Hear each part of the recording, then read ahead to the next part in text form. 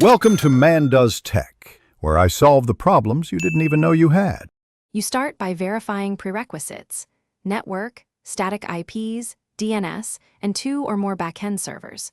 Choose whether you need a Layer 4 TCP balancer or a Layer 7 HTTP one, and upload any SSL certificate if you plan to terminate TLS.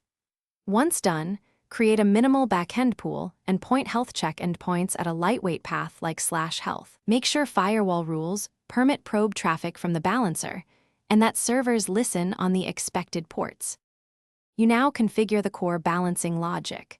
Create the virtual IP and add listeners for each service port.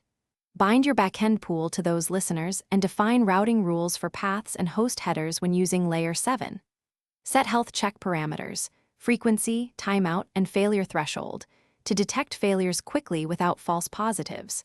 Once listeners work, configure SSL termination or pass-through and enable session persistence sparingly. Persistence helps some apps but reduces even distribution, so you finish by gradually shifting traffic to the balancer, testing with curl and a browser, and then a small load test to validate latency and failover.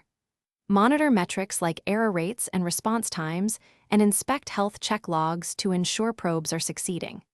If something breaks, drain one backend and reproduce requests against remaining nodes to isolate the issue. Make sure the health endpoint returns a quick 200 and that firewall or SE Linux settings aren't blocking probes.